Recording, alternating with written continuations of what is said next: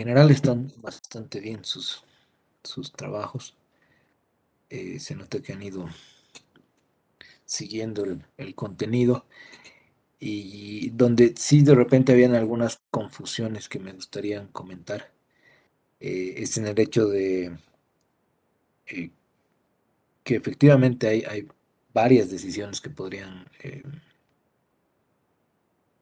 tener oportunidades de mejora, ¿no? Que lastimosamente no han salido bien, pero sí eh, tratar de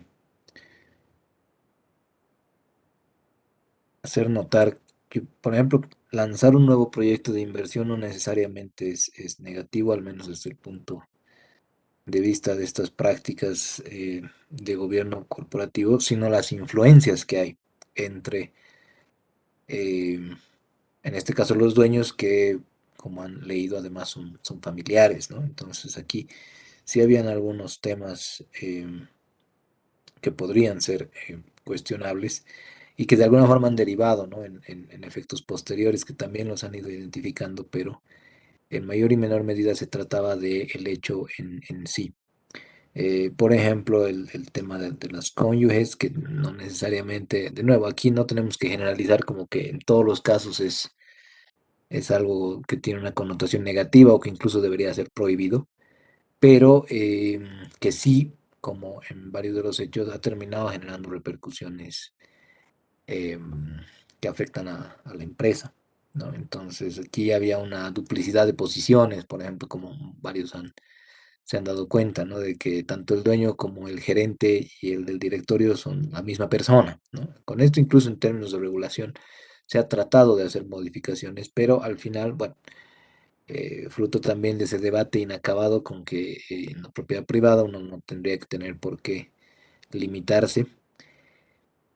Hay siempre detalles, ¿no? Aquí, por ejemplo, el tema de la expansión de las operaciones de la empresa a una línea nueva que, si bien, como muchos señalaban, no había sido parte de la experiencia de la compañía, en realidad estos son los temitas, ¿no? Como que Pedro convenció de su postura a su hermano. Bueno, estos temas no son pues, que uno convence o no convence, ¿no? Menos todavía persuade, sino que cuando se está haciendo una consolidación de emisiones, cuando se incursiona, por ejemplo, en el mercado de valores, el tema no es tanto el endeudamiento, sino la sobreexposición al riesgo que se podría dar cuando esto viene simplemente de una cuestión de, como varios han hecho notar, ¿no? De que no es una decisión muy técnica, que digamos, no es algo que obedezca a por más de que ambos tengan posturas diferentes, además, ¿no? Porque uno puede decir, bueno, anticipó una expansión de la economía nacional, pero habría que analizar sobre qué, ¿no? Sobre qué sustento podría reflejar esto. Entonces, luego ya había un endeudamiento que se acrecentaba. Esta sobreexposición es a la que nos referimos como un conflicto de interés claramente visible en términos de estos obstáculos que hemos ido revisando en el gobierno corporativo. ¿Por qué? Porque si el endeudamiento se acrecienta, esto pone pues en una posición muy vulnerable a los actuales acreedores. Entonces, si cada vez la empresa pide más recursos de los distintos agentes que participan en los mercados financieros, bueno, ahí está el dilema, ¿no? En que esto se acreciente sin control, sin medida. Y bueno, a pesar de que calificaciones de riesgo exhiben tendencias negativas, ahí está el dilema y los detalles, ¿no? Incluso podría uno fallar a veces en ciertos proyectos, pero cuando lo hace irresponsablemente, temiendo potenciales afectaciones a terceros, ahí está el detalle, ¿no? Bueno, y el que sí han reconocido casi toditos era este tema, ¿no? De que, bueno, está bien que uno pueda desarrollar competencias, que sé yo, de estándar profesional o como he estado viendo que algunos em, centros de estudio dicen, ¿no? Es que nuestra vara es totalmente internacional, ¿no? Totalmente de estándares de afuera. Bueno, sí, pero no necesariamente esos estándares los puedes aplicar acá, ¿no? No necesariamente. Tampoco se trata de irte al otro extremo de lo que llaman, creo que les había comentado, una dictadura técnico-administrativa, donde más bien la sofisticación normativa es pues un dispositivo para pretender que sabes, ¿no? Y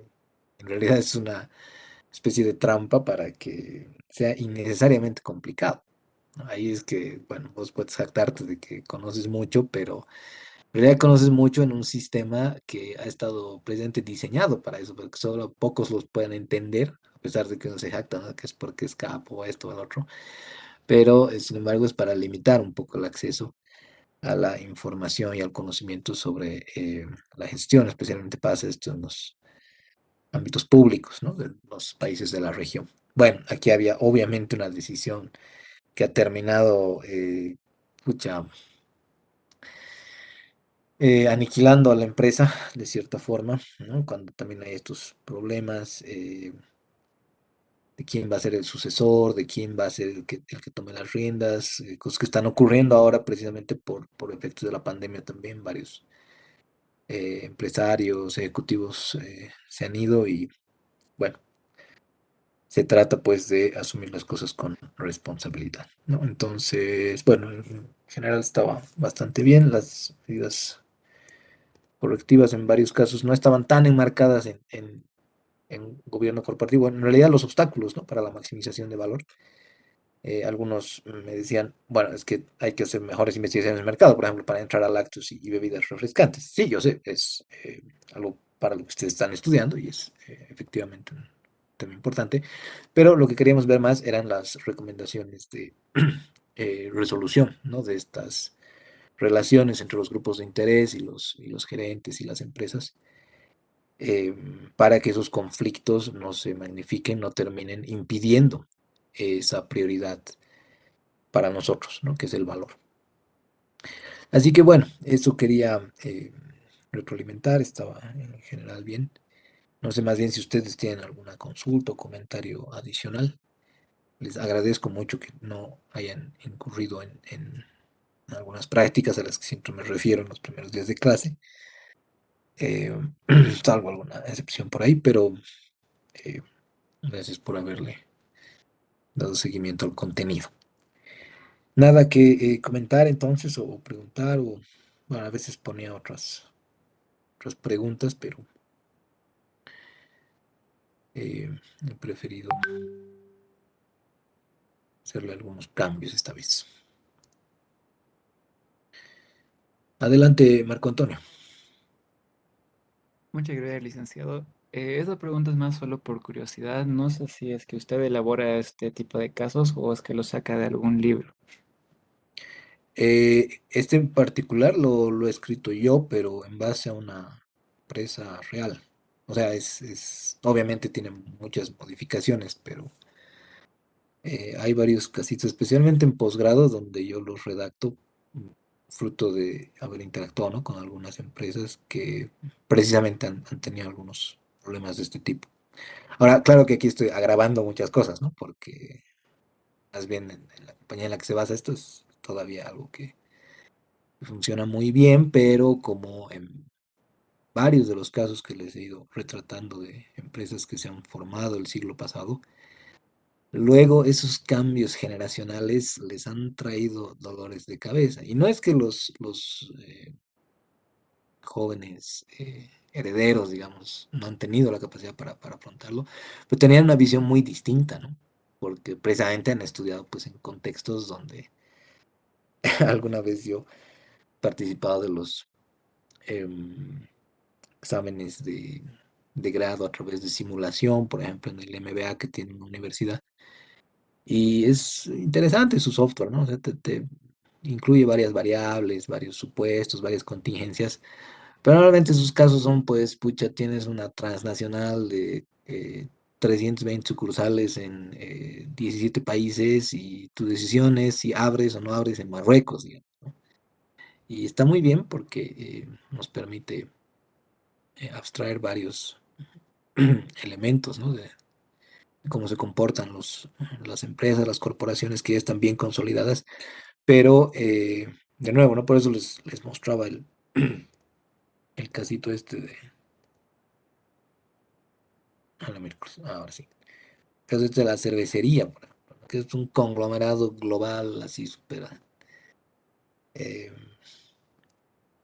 monstruoso y que obviamente es interesante verlo, analizarlo, pero obedece a decisiones un poco distintas a las que tenemos. Pero sí trato de hacer los casos propios, Marco, y bueno, si nos vemos más adelante en su formación, son más cosas como estas, ¿no? Las que van a afrontar en los posgrados. O sea, no es tanto como que tienes estos datos, entonces aplique una fórmula, ¿no? O aplique un Excel, sino más bien situaciones abstractas donde hay que considerar las decisiones, qué elementos son más relevantes, cuáles no son tan relevantes, para tratar de no equivocarse. Eso es una escuela de posgrado en negocios, ¿no? Cómo han atravesado ciertos casos algunas empresas y cómo habrías decidido tú y qué es lo que han hecho mal. Pero bueno, me alegra la curiosidad, Marco. No sé si alguna otra cosa de repente. Licenciado. Sí, adelante, Diana. Sí, bueno, mi duda es acerca del último párrafo que mencionaba en el caso. Sí. Nosotros en nuestro grupo estábamos analizando que Pedro insistía a su hermano para venderle ya parte de sus acciones y nosotros decíamos que era para que no le afecte el daño legal, porque ya se estaba pues viendo que se iba a demandas por no cumplir con las acciones y bueno, los acreedores estaban pidiendo y bueno, pidiendo sus pagos de cupones y como había un incumplimiento por parte de estos, entonces nosotros asumíamos que Pedro quería vender sus acciones para no, para que esto no le afecte a él. ¿Eso está correcto, licenciado?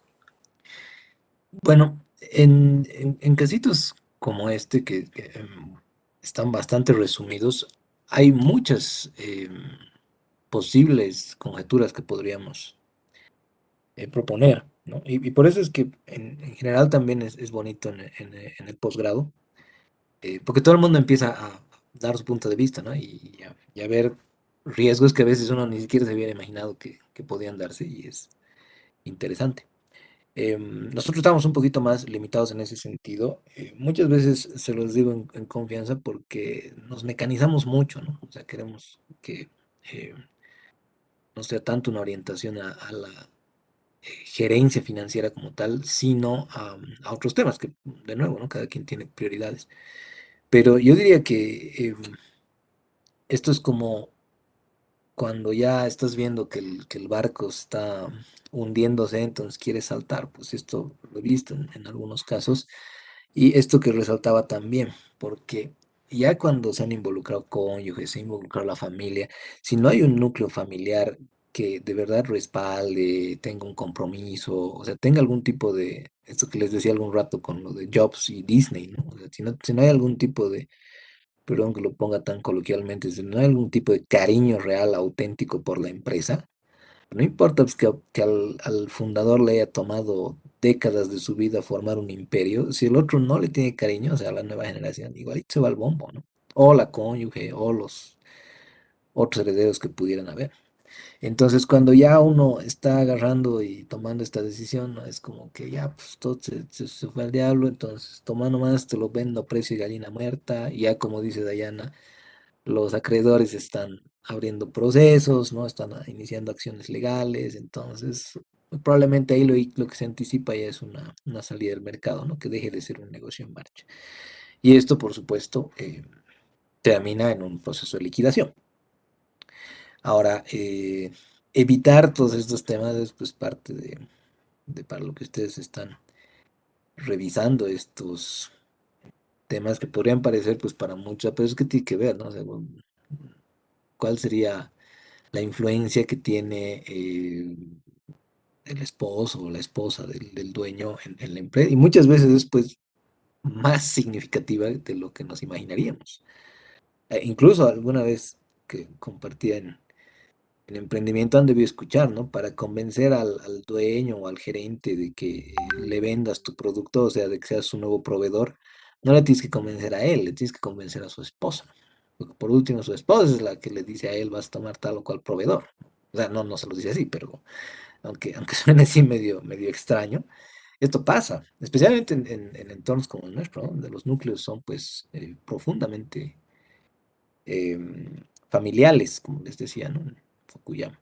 Pero no sé si va orientado a eso, Dayana. Se podría hacer varias conjeturas, ¿no? Porque aquí, claro, es como les decía, algo que he exagerado en varios aspectos porque trata de reflejar los posibles conflictos o cómo podría derivar esto cuando las cosas se agravan muchísimo más, ¿no? Entonces, de paso te estás divorciando. Una vez me tocó ver a un empresario que estaba buscando a notarios de fe pública que hayan dejado algunas líneas de su registro correlativo de, de eventos, de contratos, de eh, documentos legales para eh, hacer pasar como que su empresa habría vendido sus activos a una tercera empresa tenedora porque, de nuevo, se estaba divorciando y, claro, a su esposa le correspondía, ¿no? La mitad de todos los bienes desarrollados durante el matrimonio y, por ende, le tocaba la mitad también de los activos de la empresa. Pero este señor lo que estaba tratando de hacer era, obviamente, un ilícito, ¿no? Pero, o sea, se empiezan a dar este tipo de cosas, ¿no? Porque, claro, ahí ya yendo a extremos, uno no sabe con quién se casa hasta que se divorcia, ¿no? Pero bueno, son varios detalles que al final influyen, a pesar de que no quisiéramos, ¿no? Que todo sea numeritos, que cuadra y que todo muy bien. eh, pero no, pues la parte dura, la parte que nos toca a veces aprender, incluso por las malas, es esta. Es ya una salida desesperada, diría Dayana, de tratar de chantarle el muerto a alguien más, ¿no? Pero no, pues ya a ese nivel no hay mucho que hacer. Especialmente con esto, ¿no? Ya la acción, además le hemos hecho cotizar a la empresa, bueno, varias cositas. Pero no sé si va por ahí, Dayana, o tal vez me he dispersado mucho, si había algo más concreto, tal vez. No, licenciado, más bien con su explicación ya quedó más claro. Ya también preguntaba por ver si esto era posible o si se podía hacer, pero ahora ya me quedó claro y sí se entendió. Sí, sí, aunque no crean, hay empresas que son grandotas, que las hemos visto durante años operar y que, por ejemplo, su contabilidad es súper ficticia, ¿no? Y uno diría, pucha, en semejante empresa pasa esto, sí, bueno, empresas que no se imaginaría, es, bueno, también parte, ¿no? De una economía profundamente informal que tenemos. Pero bueno, me alegra que lo hayan leído, o sea, se nota que lo han leído, eso es lo importante, porque a veces me cuesta solamente que la gente lea, ¿no? Desarrolle algo, no lo copie de internet, por ejemplo, es difícil. En fin, no sé si alguna cosa más y si no, pasaremos a discutir lo último sobre un caso ya particular, ¿no? De nuestro entorno, que es el de la banca. Porque decíamos en una recapitulación rápida las alternativas que habían tratado de desarrollar algunos entornos como el japonés, con los keiretsus o los alemanes con sistemas bancarios. Es decir, esto tiene que ver con mayor control. O sea, es cómo reinventamos el control, cómo hacemos que, no sé, las sanciones sean más duras, que si es que alguien incurre en algún tipo de distorsión, de manipulación, de ilícito, entonces se lo expulse, por ejemplo, profesionalmente. Eso es algo que, por ejemplo, en Bolivia, alguna vez comentando con colegas contadores, me decían, ¿no? O sea, aquí solamente si has cometido algún error, lo voy a dejar así, en una entidad regulada, es decir, regulada por la ASFI o por alguna otra entidad, ahí recién puedes perder puedes ser sancionado, digamos, por el colegio profesional, es una cosa así. Después, no importa la barbaridad que hagas, eso se queda en lo privado, ¿no? Y bueno, aquí esto está en debate porque yo no sé ustedes, yo no confío mucho en que la cosa vaya por el lado del control, porque como decían los japoneses, ¿no? Si los cruzamos a toditos, imposible que alguien cometa alguna barbaridad porque todos los demás se van a enterar. Y de nuevo, aquí el problema era que sí, efectivamente los demás se van a enterar, pero ¿qué pasa cuando todos los demás se corrompen? O sea, cuando el sistema mismo está corrupto. Y claro, más bien el no cometer alguna de estas acciones te convierte en el eh, patito feo, o sea, en la excepción, y no te dejan hacer matufias. Entonces, esto es complicado. Imagínense si el sistema bancario más está metido, o sea, si la corrupción no deja de elevarse, es un problema. ¿Y por qué digo que yo no pienso que vaya por el lado del control? Porque si a la gente la sigues amenazando, le sigues poniendo el miedo, le sigues diciendo que no tiene que hacer daño o tiene que portarse bien, no porque esa sea no porque sea una virtud, es decir, no porque sea un buen comportamiento en sí mismo, sino por el miedo, ahí empiezas a distorsionar. Ahí empiezas a decirle a la gente, te tienes que portar bien, no por ser bueno, sino eh, porque te puede pasar esto. Es una cuestión basada en la coerción, basada en la amenaza. Y aquí obviamente entran otros debates, ¿no? ¿Cómo hacemos que no sé, pues, los empresarios, los accionistas, los acreedores, la sociedad, los mercados, se porten bien por el mero hecho de portarse bien? Y que tampoco apelemos a cambiar el foco, ¿no? Esto es como evadir, como no podemos hacerlo en función a la maximización del valor, entonces maximizaremos otras cosas que sí son objetivas, dicen algunos. Pero por más que sea objetivo, igual lo puedes llevar a distorsiones todavía peores, ¿no? O sea, si priorizas la rentabilidad en vez de la apreciación que tiene el mercado sobre tu empresa, pucha, puedes terminar haciendo barbaridad y media. Y de todos modos, todo entra en una debacle, ¿no? Así que, bueno, habíamos dicho una solución de mercado, procurar que los gerentes piensen como accionistas, tener directorios que de verdad estén ejerciendo em, control, pues, ¿no? O sea, que de verdad estén haciendo su trabajo, básicamente, que de verdad no dejen pasar la contratación de buenos ejecutivos, de buenos administradores, eh, y que también se empoderen para esto que, em, mil disculpas, no recuerdo exactamente quién, pero la compañera decía sobre los ingresos pasivos, ¿no? O sea, de que, bueno, si digamos has tenido la bendición de tener ingresos pasivos por una empresa que al final te está llegando así como del cielo, eh, ponte pues a la altura, ¿no? Y considera que hay familias enteras que dependen de tus decisiones, así que no lo dejes así como si fuera cualquier cosa. Con los acreedores lo propio, ¿no? Tener siempre la hidalguía, incluso aunque no te lo pidan. Vos como gerente los tienes que em, dejar tranquilos en términos de que pues te comprometes a ciertos niveles de endeudamiento, de que los recursos solo pueden destinarse a ciertos temas, bueno, estas cuestiones de compromisos que habíamos dicho, ¿no? Vos mismo te pones la soga al cuello, ¿por qué? Porque sabes que no tienes nada que ocultar, que no tienes nada que temer, entonces puedes darles ese respaldo, ¿no? Esa confianza. Por último, todito esto que estamos viendo se basa pues, en buena parte en la confianza. Y si cada vez hay gente que falla más, entonces menos confianza hay, menos uno puede hacer negocios, ¿no? Menos puede uno gestionar, menos puede uno ejercer su profesión. Para ser administrador de empresas tienen que haber pues, empresas, ¿no? Tienen que haber organizaciones. Y si cada vez hay menos, fruto de que nadie hace lo que debería hacer, se nos complica la vida a todos.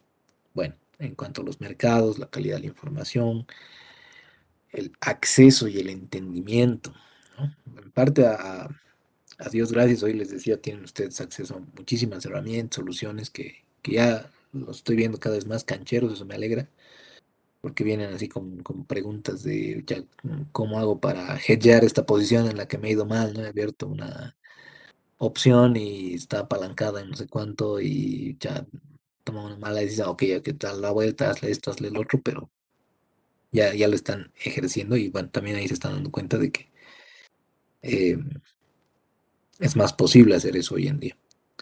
Y bueno, esto también, ¿no? Bueno, el largo plazo versus el corto plazo, iniciativas que toma la ASFI, que trata a veces de impulsar, aunque como les decía, algunos egos lo impiden. Porque digo egos, porque dicho, no va a averiguar y el tipo, bueno, hace gala de, no sé, su examen de asesor de inversiones aprobado por la bolsa, pero al final no, pues la persona sale un poco más confundida incluso. Y finalmente con la sociedad, ¿no? Habíamos dicho aquí hay terribles dilemas éticos porque si hay gente que puede jurar que no hay relación entre el enfisema, entre el cáncer de pulmón y fumar, o sea, el tabaco, solamente para proteger su negocio, entonces estamos pues ya en una situación que amerita más de repensar varias cosas. Pero, en fin, aquí en la cervecería, igual habíamos dicho, ¿no? Hay un fondo, aunque sea que se crea para tratar de fomentar esto, porque resulta que per cápita consumimos más cerveza que leche en este país, entonces algo hay que hacer, ¿no? Ahora, hay estas contraposiciones, ¿no? Dicen, no se está sobreregulando a las empresas. ¿Debería de alguna manera alguien intervenir en el funcionamiento y las decisiones de las empresas? Hoy que estamos con una polarización tan notoria en términos políticos, pues eso es lo que siempre pasa en las épocas de crisis, ¿no? Eh, Como decía Zabaleta, solamente en las crisis conocemos la realidad, porque en las crisis es como que se destapa la olla de grillos, ¿no?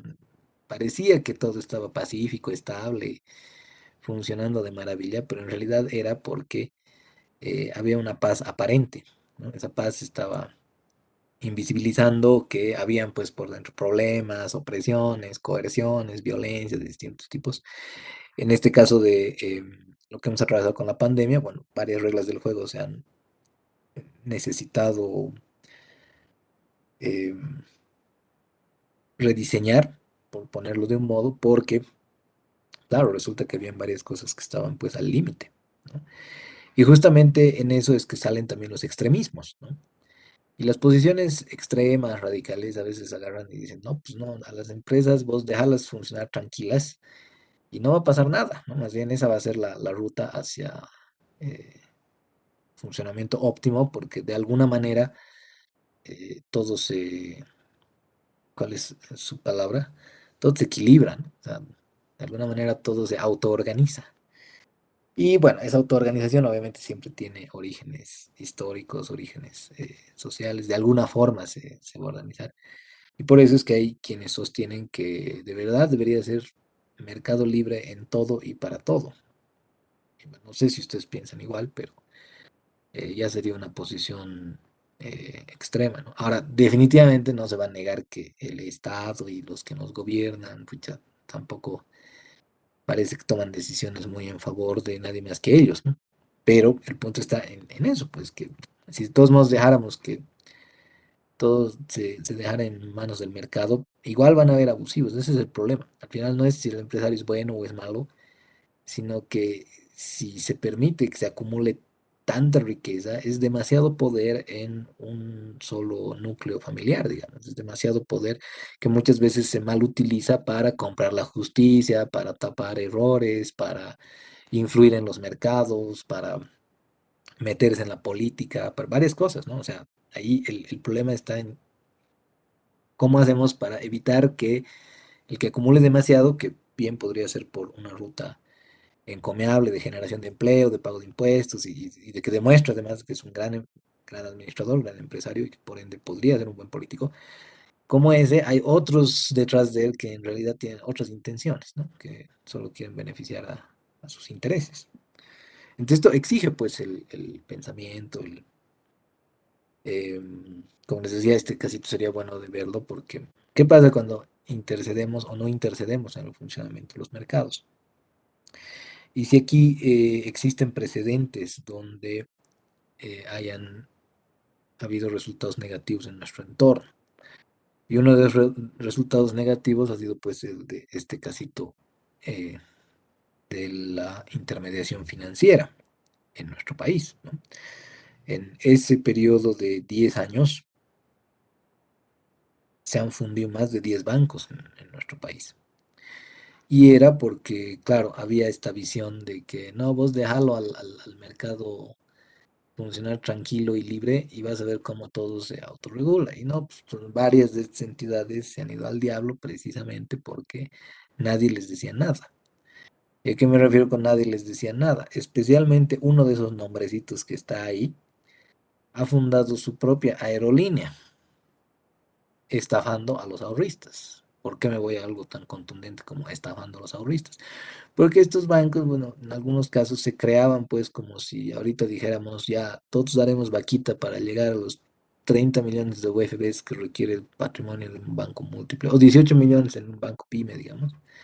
Y si tuviéramos esa plata, digamos que ya, Abrimos el banco. Ahorita, por ejemplo, es mucho más difícil y restrictivo porque en esa época ni siquiera habían estas restricciones tan rigurosas, ¿no? O sea, podríamos nosotros decir, ya abriremos un banco y empezamos a decirle a la gente que les vamos a pagar 10% al año por sus ahorros, digamos.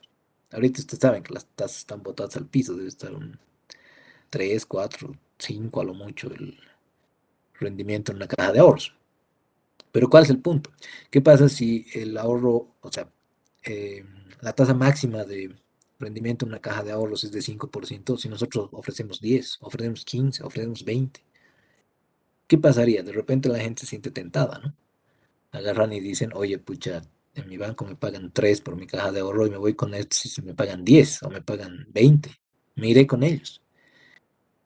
Y lo que ocurría era que por tener la personalidad jurídica de banco, entonces muchos ahorristas se dejaban convencer por ofertas que eran sumamente atractivas. Pero, ¿qué es lo que pasaba en realidad en el fondo? ¿Por qué eran sumamente atractivas? ¿Por qué insistimos tanto desde Finanzas uno con que a mayor riesgo, mayor rendimiento y viceversa? ¿No?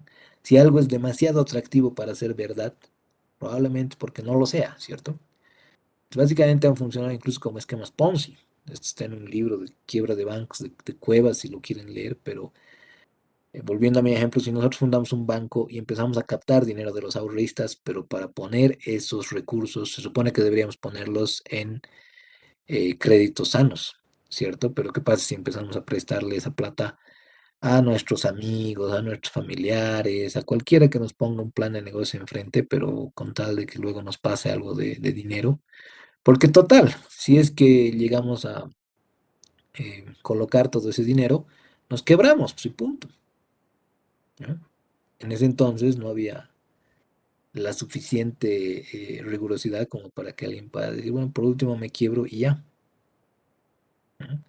Y esto ha llevado pues al sufrimiento de muchísimas familias. Todos los ahorros que habían acumulado durante años los han puesto en estos bancos y estos bancos luego han desaparecido con su plata, ¿no? Obviamente han tratado de defender que habían hecho jugadas un poco riesgosas y que no ha sido su culpa o su responsabilidad, pero en el fondo luego se ha ido demostrando, ¿no? Que en ciertos casos le daban un préstamo de $100,000 por una garantía que no valía ni 5,000 al amigo tantos, ¿no? Avalado por el arquitecto tantos, que era el perito tasador de la propiedad, que en realidad ni siquiera era propiedad, no era un charco ahí en algún departamento del país. Entonces ese es el problema, o sea, no puede agarrar y decir, no, al final hay demasiada burocracia, al final hay una asfixia, ¿no? Por parte del gobierno a las empresas. Sí, o sea, no, es imposible no reconocerlo, pero el problema es qué pasa cuando del otro lado también se incurren abusos. Y esto es algo que hay que pensar no solamente a nivel, o sea, de aprenderlo, ¿no? Para la materia no sé, pues tener bien en claro de que sí valen la pena las buenas prácticas del gobierno corporativo y alguna cosa que hemos revisado por ahí, pero sino entender los porqués, ¿no? O sea, cuál es el trasfondo de que sea necesaria la regulación. Ya el 94 recién pues pasó a ser eh, la superintendencia de bancos y entidades financieras. Y ahí Jacques Trigo, que fue uno de los mejores, yo diría, superintendentes, le puso pues freno a todo esto, ¿no? Y eh, la última ley, la 393, sí pues limita también el poder abusivo que podrían llegar a tener las entidades de intermediación. Por ponerles un ejemplo, antes, por más de que el banco hubiera liquidado la garantía sobre la que tenía un préstamo contigo, la deuda seguía vigente, por ejemplo, no se extinguía. O incluso se llegaba a heredar a tus siguientes generaciones, ¿no? O sea, por una decisión que has tomado tú, de repente tu hijo, tu nieto terminaba pagando quién sabe por cuánto tiempo.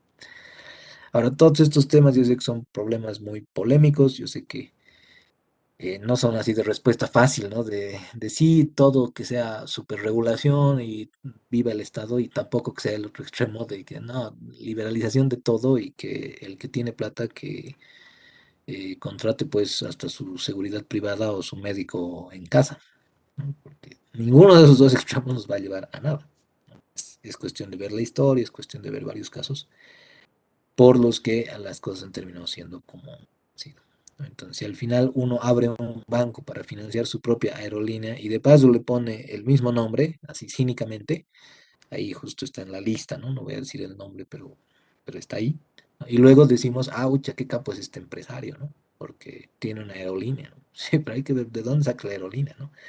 Ah, entonces si abres tu banco, captas ahorristas porque les ofreces réditos más allá de lo que en realidad puedes pagarles y luego te quiebras para decir que, bueno, eh, las cosas fueron mal y no se pudo. Y luego en ese entonces, además, ¿quién asumía todo ese problema? Lo asumía el Banco Central, o sea, lo asumíamos todos. Bien complejo. Pero bueno, esta es la razón por la que eh, diría con total seguridad que no es algo que se pueda tomar a la ligera. ¿No? No sé si sobre esto tienen alguna consulta, algún... O sea, yo sé que además varios de estos bancos eran del Estado, efectivamente, pero no todos. En los que eran del Estado sí era la problemática de la que siempre nos quejamos, ¿no? De que eran funcionarios públicos y por ende, en el fondo muchas veces les valía. Y en los privados sí era un caso en el que, como yo puedo abrir y libremente tener un banco sin que importe el riesgo del ahorrista, entonces luego lo dejo sin sus ahorros, ¿no? Porque canalizó todos esos fondos a créditos chutos. Así nomás. El video ha sido el último porque ha sido la gota que derramó el vaso, ¿no? Ahí pueden revisar sobre eh, ese caso que además fue en Navidad, fue un terrible episodio de nuestro sistema financiero. Pero en fin, esto sería un pequeño, una probadita para estas preguntas, ¿no? De si es que hay que regular completamente para que la sociedad sea resarcida o si es que hay que dejar que hagan lo que les dé la gana y ya de alguna forma la mano invisible va a hacer lo suyo, ¿no? Bueno, es la razón por la que lo vemos. Adelante, Geli. Licenciado, bueno, yo tengo una perspectiva bien diferente a eso, ¿no? Porque yo creo que a pesar de todas las circunstancias, a nivel Bolivia, eh, somos muy corruptos. No, o se deja influenciar las nuevas personas. Yo trabajo en una empresa y las Mm. nuevas personas se dejan, o sea, los nuevitos que usualmente eran jóvenes, se dejaban influenciar por los mayores. Y no existe eso, y creo que eso es porque no tenemos una buena educación, una calidad de educación. Y eso va a estar de la mano de nosotros, ¿no? Y creo que también hay más alumnos más jóvenes que yo en los cursos, que va a depender de nosotros el futuro de nuestro país y el futuro de nuestros hijos, de los que quieran, ¿no? Porque también muchos ya no quieren hijos. Entonces creo que corresponde ese paso. Pero también he notado de que en otros países han surgido a través del problema. O sea, a través de, si no, Japón es un ejemplo, ¿no? Acá trastornos naturales. Chile ha sido por alguien autoritario. Igual Corea, o sea, están en un régimen, pucha, donde no se les permite hacer nada. ¿Y cuál es el punto de eso también? O sea, creo que es igual, es un extremo, pero a veces creo que pocas son las personas resilientes que solo aprenden por buena enseñanza, ¿no? Creo que, y nosotros como bolivianos, como cultura, creo que es a plan de golpe que reaccionamos, pero yo creo que está en nosotros el cambio de perspectiva, ¿no? Con las nuevas generaciones. Yo igual veo que usualmente siempre decimos a las nuevas generaciones, ay, son de cristal, pero no, creo que son eso, de que siempre tienen la ímpetu de sobrepasar el tema de que no existan tantos problemas y también que los derechos no se, o sea, no se pisen. Entonces creo que ese es el punto, ¿no? Ya, interesantes varias cosas que has dicho, Geli. La que mm, más rescataría esa la razón por la que a veces introducimos estos temas, ¿no? Que habíamos dicho desde el inicio de la materia. Podemos tener una mirada exclusivamente situada en la parte financiera y demás, pero eso va a hacer que nos olvidemos de otras dimensiones, de otras posibilidades. Entonces, al final no entendemos los problemas en una complejidad mayor. O sea, me gustaría de nuevo que fuera tan simple como agarrar y decir, no, tenemos que poner, como decías en el ejemplo, ¿no? Hacer una dictadura militar como la chilena y ya, pues, si no te portas bien, desapareces, ¿no? o lo que se le atribuye a buena parte del sudeste asiático. Muchos hablan, ¿no?, del milagro asiático y te muestran su modelito econométrico de cómo han surgido y es un milagro económico y esto que lo otro. Pero si tú ves la parte social, bueno, pues eso es fácilmente atribuible a que sencillamente no hay derechos humanos, ¿no? O sea, como tú decías, en Singapur no puedes ni mascar chicle porque te puedes llevar unos buenos añitos de cárcel.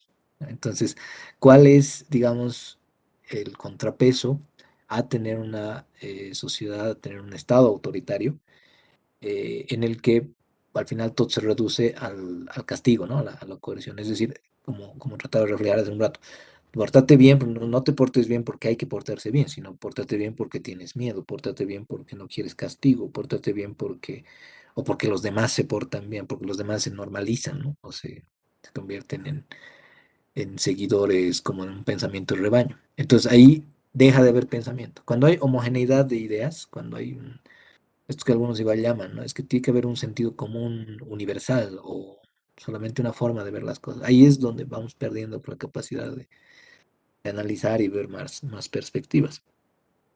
Pero es importante lo que dices, ¿no? Ver qué cosa pues hace que el boliviano, eh, yo diría que compartimos varios rasgos similares, ¿no?, en la región, de cómo hemos llegado a tener esa visión. Entonces, si bien a veces parece que es una desviación de nuestro tema de estudio, en realidad, como han visto, pucha, un problema como de contratar al hijo en la gerencia afecta la maximización de valor. Vos puedes ser el más brillante analista financiero en decisiones de inversión y de financiamiento, pero si de todos modos te van a imponer una gerencia que no está capacitada para que contradiga incluso tu posición técnica, entonces estás yendo al bombo. Entonces es la razón por la que hay que matizar varias cosas y entender de nuevo la línea histórica también de lo que ocurre, ¿no? Es, yo diría, polémico enaltecer o decir que Chile, por ejemplo, que varias veces en sus discursos dicen, ¿no?, nosotros somos el país más desarrollado en esto y lo otro, pero en 2019 han demostrado que tampoco estaban tan contentos como parecía. En fin, gracias por el aporte, Gil. Hay que ver, ¿no?, cómo integrar muchas más cosas en nuestra visión. ¿Alguien más de repente querría comentar algo o preguntar algo? Ya que estamos finalizando este de la influencia de las relaciones de gobierno corporativo en la maximización del valor.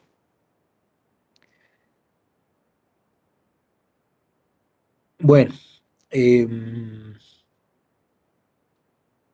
de introducción entonces como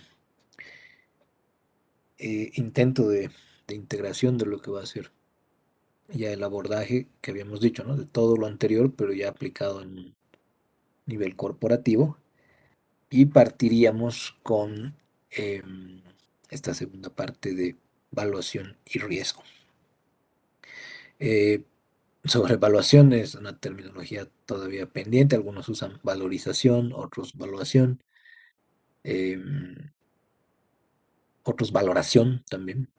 eh, la desventaja, ¿no?, de que nuestro contenido teórico venga del norte y los traductores a veces no tengan mucha idea del tema en sí y le ponen lo que más homologable les parezca. Pero bueno, lo que estamos tratando de ver aquí es los métodos que existen para valorizar. Ahí estoy usando yo también evaluar instrumentos de renta fija y variable. Nos vamos a fijar tanto en instrumentos eh, de deuda a capitalización o a descuento, es decir, bonos municipales, bonos bancarios bursátiles, pagarés bursátiles, pagarés de mesa de negociación, letras del tesoro. Estos son los títulos que vamos a aprender a valorizar. Y del lado de la renta variable, principalmente acciones, ¿no? No vamos a pasar a valorización de cuotas de fondos de inversión cerrados, por ejemplo, porque va a ir más allá del alcance de la materia. En su materia de portafolios la desarrollarán. Pero nosotros queremos ver esto en primer lugar. Las metodologías basadas también en el libro 8 de la normativa de la ASFI. ¿Cómo conceptualizamos el riesgo desde el punto de vista de las finanzas en ese objetivo de maximización de valor? ¿Y qué va a implicar un riesgo de mercado? Ahí es hasta donde vamos a llegar en esta segunda parte. Necesitamos de este riesgo de mercado para poder em, desarrollar nuestro concepto de costo de capital, de esa tasa de descuento a la que los flujos de efectivo futuros que se van a generar en la corporación los podemos llevar a valor presente para calcular lo que han hecho en Finanzas 2, es decir, el cálculo del BAN, pero en versión corporativa, que esa sería la valorización de la compañía en su conjunto.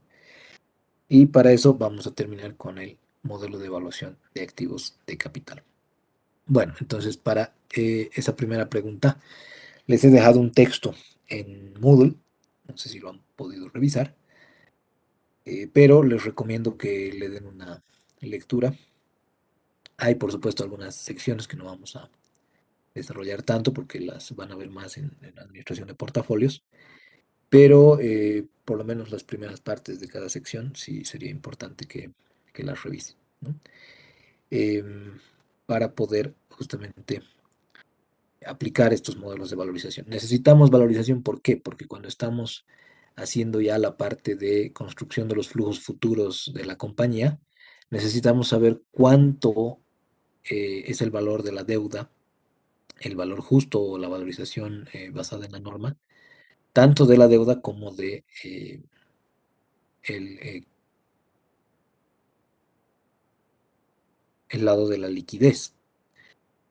Esto para que, atendiendo al modelito que en su momento veíamos, este que estaba por acá,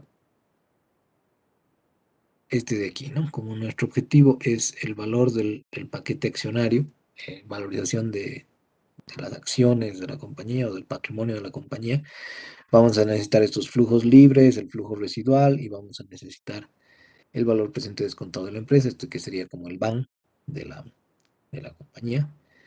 Y al sumarle a la liquidez y restarle el valor de esta deuda, vamos a llegar a este valor del paquete accionario. Entonces, vamos a partir por cómo podríamos aproximar la valoración de esos títulos de renta fija o de deuda. Conceptos fundamentales. Un instrumento de deuda es en general una emisión de títulos que la empresa eh, pone en el mercado para poder financiar, ¿no? Su presupuesto de capital principalmente, porque la mayor parte del tiempo se trata de activos de largo plazo.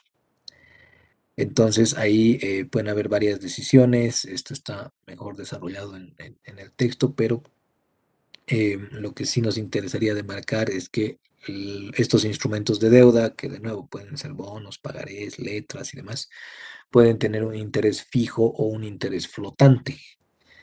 En la mayoría de los casos es un interés fijo, por eso se habla de instrumentos de renta fija, pero ojo, no en todos los casos, a veces algunos pueden estar indexados eh, a tasas como la LIBOR o en nuestro entorno la TRE, ¿no? Alguna vez han debido ver estos préstamos que son créditos de vivienda, hipotecario, por ejemplo, a 6% más la TRE, ¿no?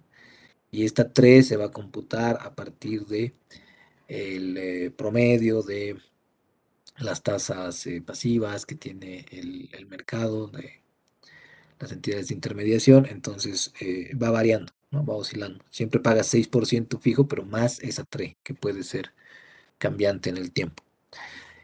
También pueden ser títulos que no pagan intereses, a los que también se les denomina de cupón cero.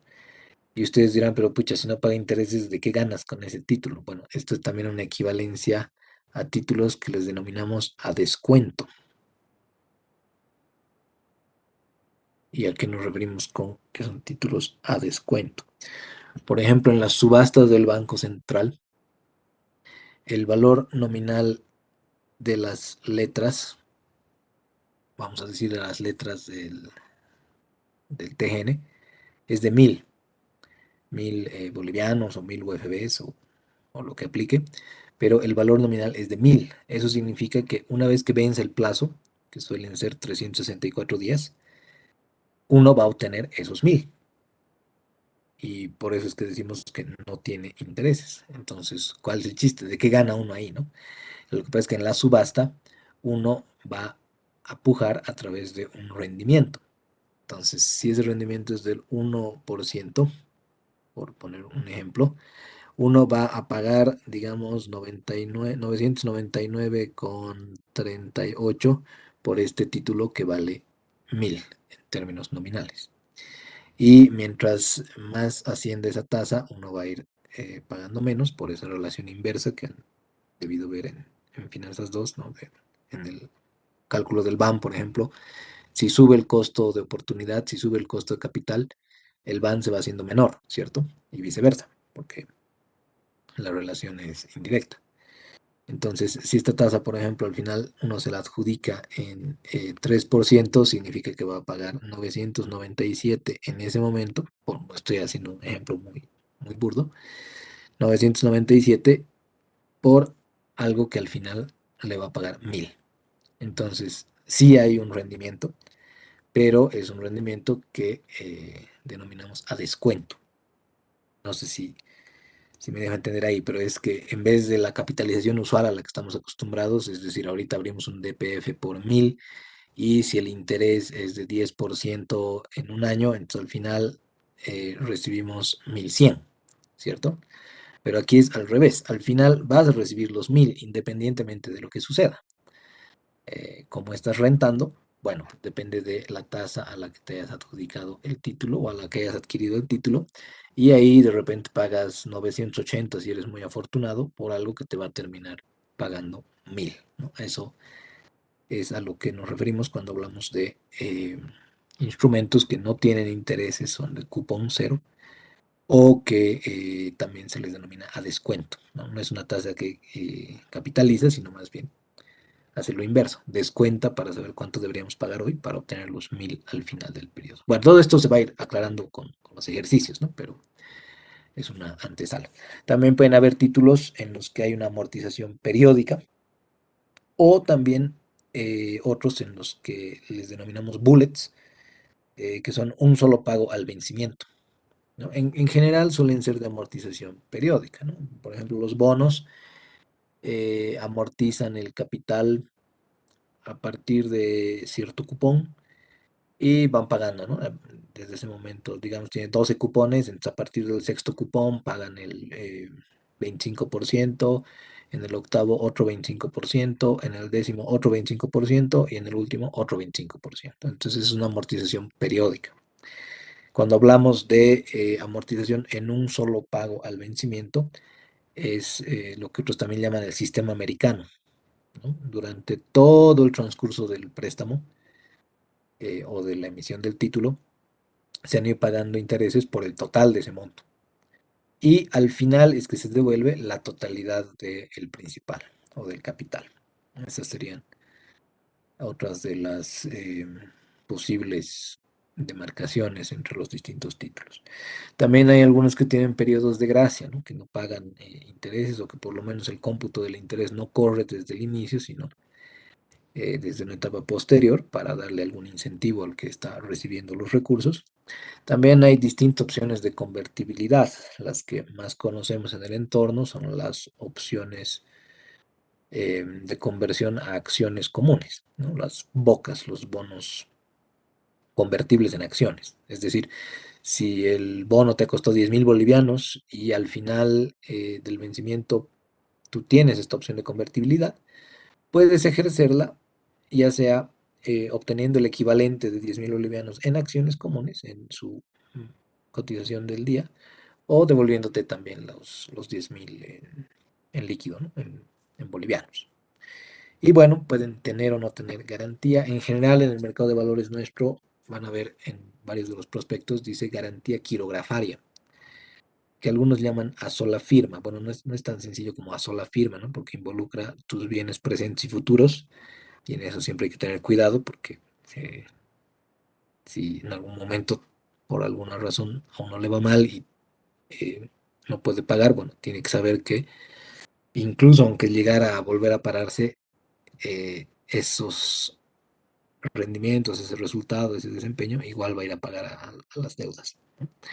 Entonces, de todos modos es una gran ventaja en comparación al sistema de intermediación financiera. ¿Por qué? Porque en el sistema de intermediación nadie te va a prestar nada sin una debida garantía, ¿no? En cambio, en el mercado de valores es usual que si uno desarrolla la reputación suficiente, uno pueda tener un respaldo quirografario, ¿no? Que algunos llaman a sola firma. Sí, efectivamente es la firma, la firma de la empresa, eh, la institución como tal, la que está respaldando el cumplimiento de esa obligación, pero que hay que verla como por bienes presentes y futuros, ¿no?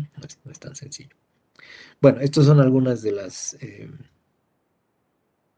variedades de instrumentos de deuda que podrían haber. Y aquí ya voy a resaltar algunos de los puntos más importantes de su texto. Los valores posibles en los instrumentos de deuda podrían ser estos: a la par, bajo la par, sobre la par. ¿Y qué quieren decir? Que cuando la tasa interna de retorno del título es igual a la tasa cupón o tasa nominal, también le vamos a llamar, o tasa facial también, creo que llaman algunos, aludiendo al valor facial, valor nominal. Entonces, el valor del título, la valoración del título va a ser la misma.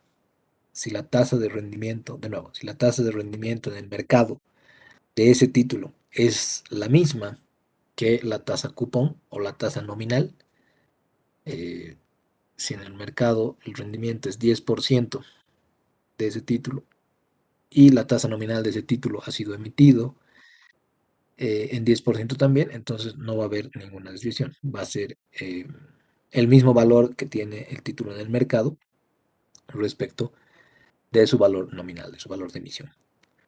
Ahora, donde va a haber diferencias va a haber en estos dos casos, ¿no? Se dice bajo la par cuando la tasa de rendimiento en el mercado es mayor a la tasa cupón.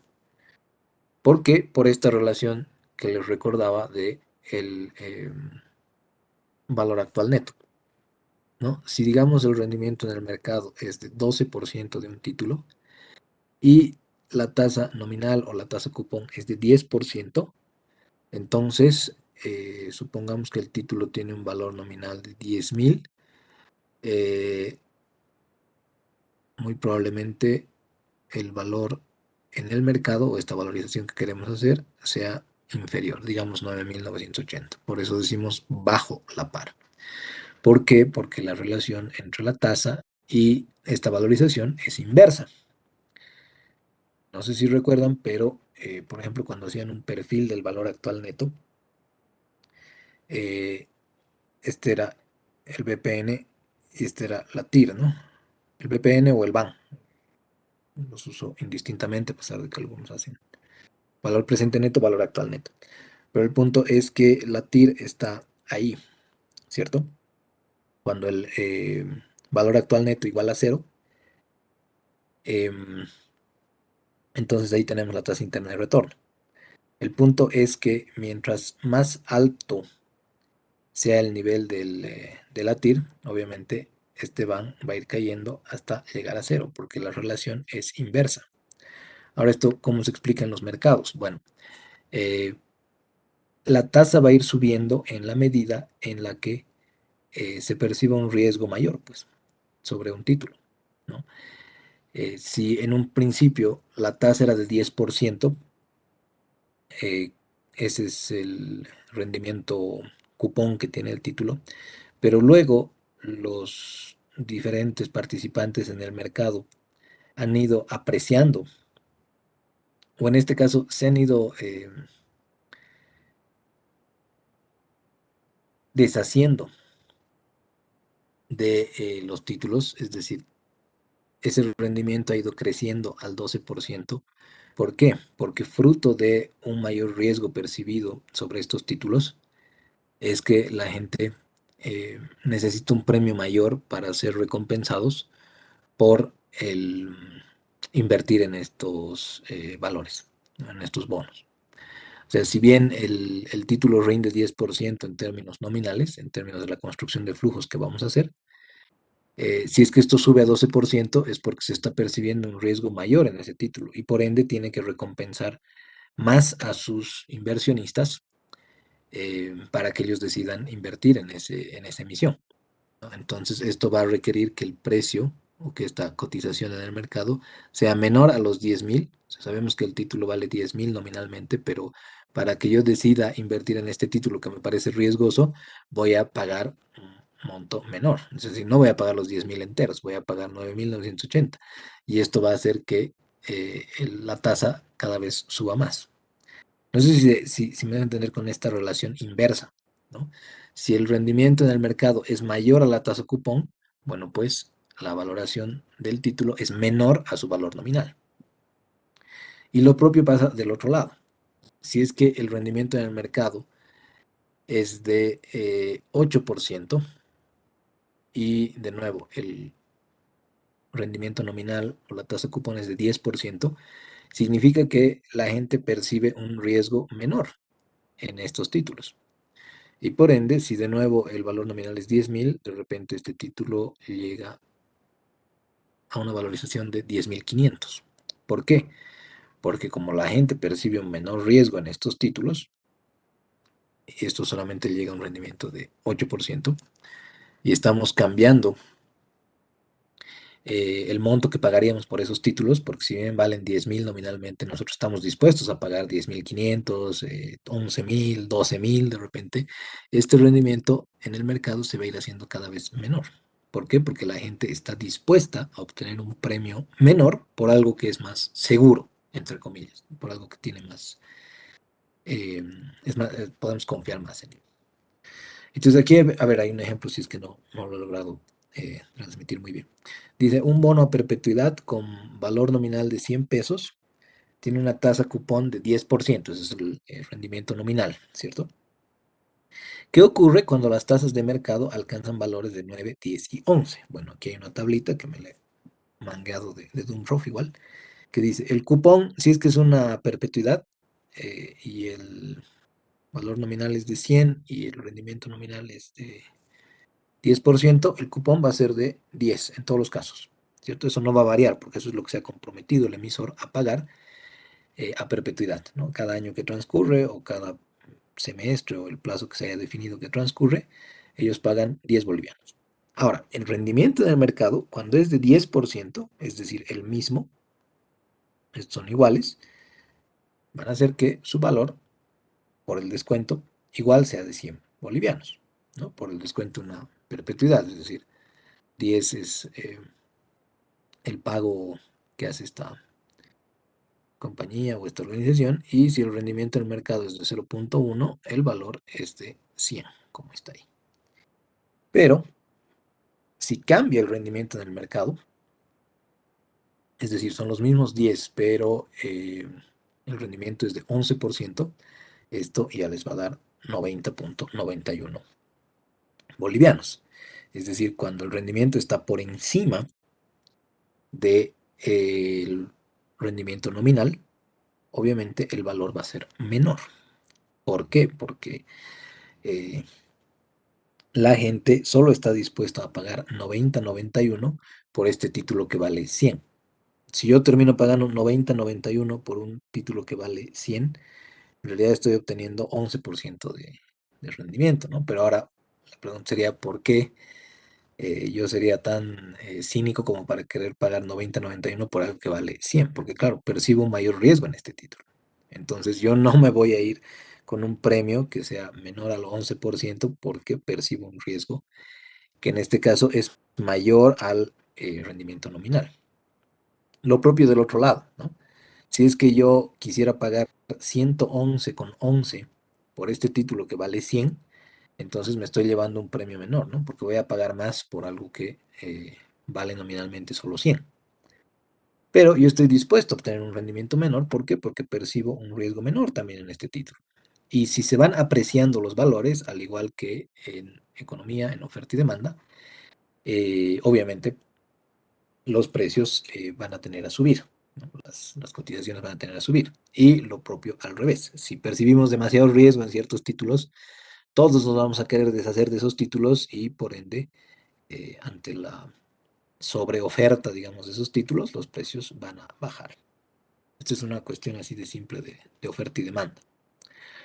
Ahora bien, otro de los conceptos importantes es este de rendimiento al vencimiento, eh, que no es otra forma que denominar a la TIR de un bono o de un título de deuda, de renta fija, ¿no? Rendimiento al vencimiento que nosotros no vamos a usar tanto porque aquí ya se asume que uno cuenta tanto con el precio del mercado como con el valor nominal, es decir, este siempre lo tenemos, pero ya tener esta cotización nos podría dar un rendimiento al vencimiento, pero en realidad nosotros vamos a usar las tasas de marcación de la Bolsa Boliviana de Valores. Así que directamente nosotros vamos a ir aprendiendo cómo es esta relación de subidas y bajadas, es decir, del sobre la par, bajo la par, y qué es lo que están reflejando en los precios de los títulos, ¿no? En las valorizaciones de los títulos. Aquí C es el cupón que paga el bono y N es la cantidad de periodos que le quedan al bono, porque esto en realidad lo introduzco para revisar esta relación final, esta versión gráfica, que esta sería como el perfil del BAN al que me estaba refiriendo hace un rato, ¿no? Si el precio del mercado del bono es de 100, esto concuerda con el 10% de su tasa de rendimiento, pero si el precio baja a 96.3, esto significa que la tasa de rendimiento ya es de 11. ¿Por qué? Por esta relación inversa entre eh, la valorización y la tasa interna de rendimiento. Por supuesto, pasaría lo opuesto al revés. Es decir, si esto subiera a 120, digamos, claro, la tasa de rendimiento es solamente de 8%, la tasa interna de retorno, por esta relación inversa, ¿no? Que ya habíamos explicado. ¿Por qué es 8%? ¿Por qué es menor a ese 10%? Porque estás dispuesto a pagar más por algo que nominalmente vale 100 y esto te deja con un premio menor, fruto de seguramente tus análisis sobre el riesgo. Ahí hay un último ejemplo de que si la cotización del título bajara a 83.2, habría un premio muchísimo mayor. Tiene que haber un premio mayor para compensar a los inversionistas por adquirir estos títulos que probablemente estén bajando de precio, de cotización, fruto de que se percibe un mayor riesgo, ¿no? En el mercado. Ahora, esto lo introducíamos porque en la evolución del valor, en la medida en la que el título se acerque a su vencimiento, el valor también se va a ir acercando a el valor facial, al monto nominal. Entonces, esto, por ejemplo, cuando recién ha sido emitido el título, en el año cero, cuando recién han pasado unos días o semanas desde que se ha emitido el título, si es que el rendimiento del mercado es de 11%, hay una mayor distancia, ¿no? Con el valor nominal de 100. Pero en la medida en la que le van quedando cada vez menos años al título, como ven aquí, siempre se va a ir acercando hasta el final a su valor nominal. ¿Esto por qué? Porque en la medida en la que van transcurriendo más periodos, obviamente es menos riesgoso que se incumpla, ¿no? Si es que la empresa ha ido pagando con sus obligaciones, tanto de intereses como de amortizaciones del principal, entonces se va haciendo cada vez menos probable y menos riesgoso, mientras más largo sea el plazo hasta que uno obtiene el, la devolución total de su capital, obviamente hay un mayor riesgo. Pero esto lo que está demostrando es que igual pasa lo mismo en sentido inverso, ¿no? Digamos que tan solo semanas después de haber sido emitido el título, el rendimiento de mercado se sitúa en 8%. Entonces, si hacemos ahí la valorización, hay una distancia también mayor respecto de el monto nominal de 100, es 107,99. Pero a la medida en la que van transcurriendo los años, esa valorización se va acercando cada vez más a ese 100, ¿no? Esto en versión gráfica va de esta forma, ¿no? Si fueran los 108, digamos con un rendimiento de 8%, entonces con el transcurso de los años, mientras más va pasando el tiempo, menor riesgo para evitar incumplimientos, y por ende más cercanía al 100, que es el valor nominal. Y del otro lado lo propio, ¿no? Si es que el título está bajo la par, es decir, la TIR está por encima, al 11% por encima del rendimiento nominal del bono, entonces hay una distancia mayor con el valor nominal. Pero si va transcurriendo el tiempo, cada vez se va acercando más, fruto de la reducción del riesgo y, por supuesto, de que se mantenga también el rendimiento del mercado. Así que, bueno, ahí están las tres que habíamos revisado. Y aquí un ejemplo, ¿no?, de cómo se comporta esto en la cotidianidad cuando hay eventos graves o drásticos como los que habían ocurrido en marzo de 2020. Estas son las cotizaciones de los rendimientos de títulos soberanos de todos esos países. Más arriba está Sri Lanka con los títulos que vencen el 2027. Más abajo está Omán con los títulos que vencen el 2025. Luego El Salvador, Etiopía, Namibia y demás. Pero como ven ahí, ha habido una subida en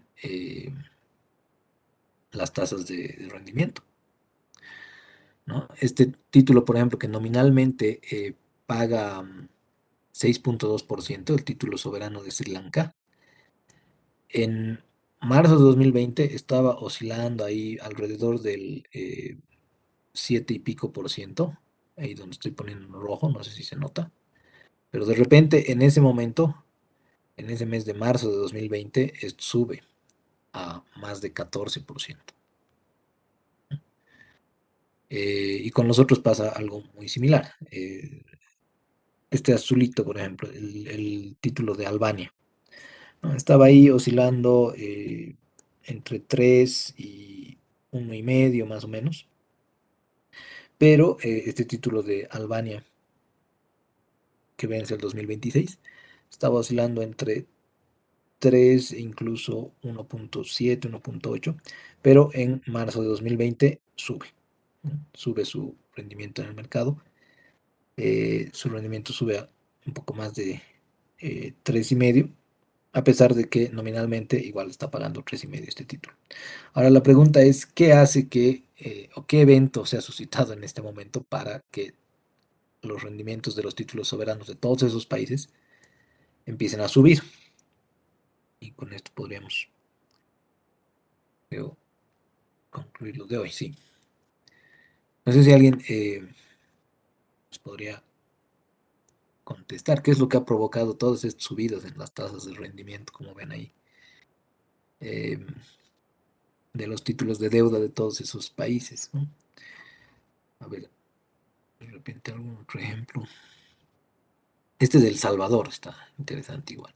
Este de El Salvador estaba oscilando ahí entre 6 pico hasta 4 pico, ¿no?, como un rango más o menos estable, pero luego le da un brinco hasta más del 10%, a pesar de que es un título que rinde nominalmente 5.9 y que vence el 2025, esto salta a más de 10%. Ahora, de nuevo, ¿no?, si es que este título, digamos, vale 1.000 en términos nominales, al saltar a un rendimiento tan alto de más de 10%, pues ya seguramente, siendo que el nominal era 5.9 y ahora es de más de 10%, entonces, pucha, nada raro que este esté por los 800, ¿no? Lo que valía 1.000, ahora vale 800. ¿Por qué? Porque la TIR, la tasa del mercado, la tasa de rendimiento del mercado, que está por encima de 10%, está muy por encima de este 5.9% de rendimiento nominal.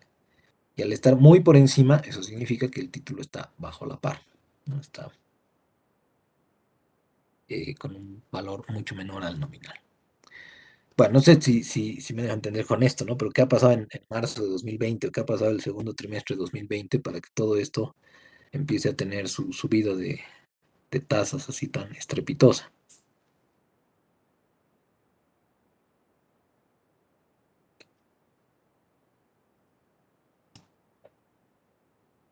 La pandemia, licenciado. Ahí está. Gracias, gracias, Marco Antonio. Este es el efecto pandemia, ¿no? Pandemia ha venido y ha hecho que en todo el mundo se perciba un riesgo mayor, pues. Y al percibirse un riesgo mayor, entonces todo el mundo se empieza a deshacer de sus activos financieros, todos se pasan a activos que en ese momento, por una circunstancia tan particular, tan contingente, el manual dice que uno se vaya al oro, ¿no? O se vaya a algunos otros eh, commodities, metales preciosos y divisas, tal vez. eh, Franco suizo, libra esterlina, al euro, de repente al dólar, pero porque todos empiezan a abandonar esos títulos, los rendimientos empiezan a subir. ¿Por qué empiezan a subir? Porque tienen que compensar por un mayor riesgo percibido y generalizado por parte de los participantes del mercado. Todos se deshacen de los títulos, por ende, ante una sobreoferta, los precios caen y, como hemos dicho, desde ese 1000, esto cae a 800, entonces el título en compensación tiene que subir mucho rendimiento para eh, poder tener un premio atractivo para que alguien invierta en él, ¿no? Ahora, de eso va a tratar ya la sesión del miércoles. Déjenme mostrarles el archivo que tenemos acá. En base a lo que estamos señalando, vamos a tomar algunos ejemplos del mercado y lo que sí vamos a simular es que estamos en esa fecha exactamente. Hecho. Eh, Les voy a pasar algunas marcaciones y composiciones de cartera más recientes, pero estos ejemplos han sido desarrollados porque son los más didácticos y están al 21 de diciembre de 2017. Ustedes dirán, ¿por qué es tan importante la fecha? Porque basta que pase un solo día para que la valorización del título cambie. Entonces vamos a usar prospectos como los que tenemos en el mercado, primero de Prolega, luego de IASA, de aceite fino, luego del Banco Económico, y así vamos a empezar nuestros ejercicios, ¿no? Ahora, si bien aquí están todos los detalles y también vamos a revisar un poquito cómo se configuran esas características, eh, también les voy a subir el libro 8 del ASFI para que, si es que ustedes por su cuenta quisieran ir adelantándose o ir revisando, entendiendo de qué se trata esta metodología de valoración, lo puedan hacer, ¿no? Esto es exactamente lo que se usa en el mercado. Así que ahí están, ¿no?, los grupos de valores de renta fija. Esto es un poco más complejo, es el plazo económico, la duración de los títulos.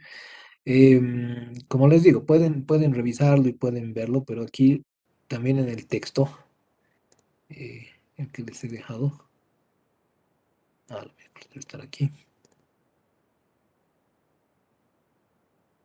Aquí también está un poquito más sofisticado, aquí está, ¿no?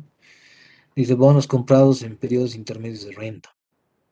Va a tener que revisar que esto que se está planteando de esta forma en Bloomberg o de esta otra forma en la normativa, en realidad es más sencillo de lo que parece. Lo que pasa es que, de nuevo, ¿no?, a veces nos tratan de intimidar un poquito eh, con los procedimientos. Pero vamos a hacer tanto para títulos emitidos y negociados a descuento o sin cupones, esto déjenlo pendiente. Lo que vamos a hacer desde el lunes son estos, o perdón, mejor dicho, desde el miércoles, ¿no? Valores emitidos a rendimiento con cupones. Esto es lo que hay que hacer. Primero el monto de los cupones, luego el monto de los valores emitidos a rendimiento con plazo de cupones distintos y exactamente iguales para ambos, porque vamos a decir en tal fecha estamos haciendo la valorización y bueno, con estos datos podríamos pasar a la evaluación o valorización.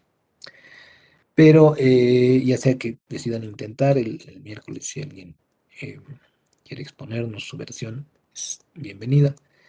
Y si no, nos dedicamos a hacer la valorización de estos bonos, ¿no? Para esta fecha no se olviden del 21 de diciembre de 2017.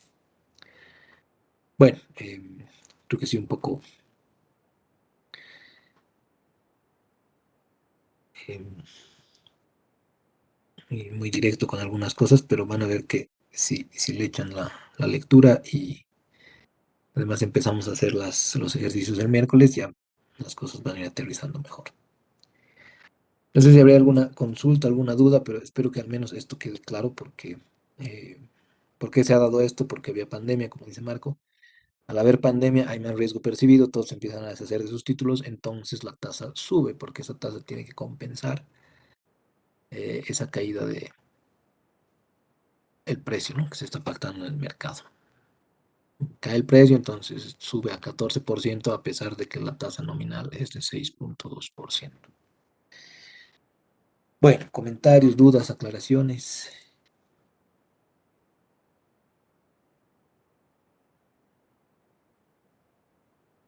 Todo bien hasta acá.